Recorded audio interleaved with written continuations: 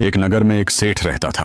वह लोगों को पैसे उधार देता था, लेकिन उधार देने के बाद उनसे कहता था कि ये पैसे मैं इस जन्म में नहीं अगले जन्म में वापस लूंगा, और फिर वही रकम अपनी हिसाब किताब वाली मोटी किताब में लिख लेता था। एक दिन पास के गांव में रहने वाले 4 निकम्मे दोस्तों को इस सेठ के बारे में पता चला। उन्हें बताया गया कि वह सेठ सबको मुफ्त में पैसे देता है और वसूली अगले जन्म में करता है। चारों ने आपस में बातचीत की और तय किया क्यों ना हम भी जाकर उससे पैसे ले आए। और फिर चारों दोस्त सेठ के पास पहुंच गए। सेठ के घर के बाहर पहुंचकर उन चारों दोस्तों ने आवाज लगाई, धनराज, सेठ का घर यही है क्या? उस समय सेठ अपने बगीचे में पानी दे रहा था। तौलिया बांधे और बनियान पहने हुए सेठ ने अंदर से ही आवाज लगाई, बोलो क्या काम है? उन्होंने कहा, हमें सेठ जी से ही काम है, उन्हीं से मिलना है। इतना सुनते ही धनराज सेठ पानी की केतली वहीं रखकर अंदर गया, कपड़े बदले और बाहर आकर बोला, बोलो क्या काम है? मैं ही धनराज सेठ हूँ जिसे तुम ढूंढ रहे हो। तब चारों ने कहा, हमने सुना है कि आप लोगों को उधार पैसे देते हो और वह पैसे अगले जन्म में लेते हो। हम चारों बहुत गरीब हैं और इतने समर्थ नहीं कि इस जन्म में आपका पैसा लौटा सकें,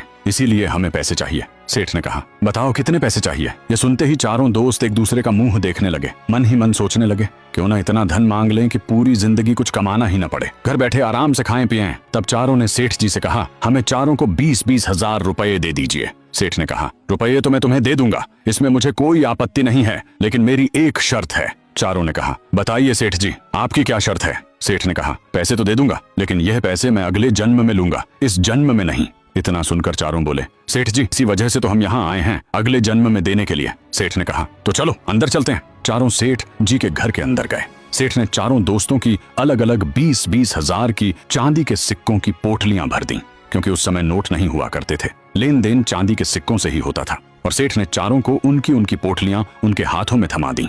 फिर अपनी हिसाब किताब की मोटी किताब निकालकर चारों के नाम के सामने 20-20 हजार रुपए लिख दिए। और फिर क्या हुआ, कहानी का अगला भाग जानने के लिए चैनल को सब्सक्राइब करें और कमेंट में नेक्स्ट पार्ट जरूर लिखें।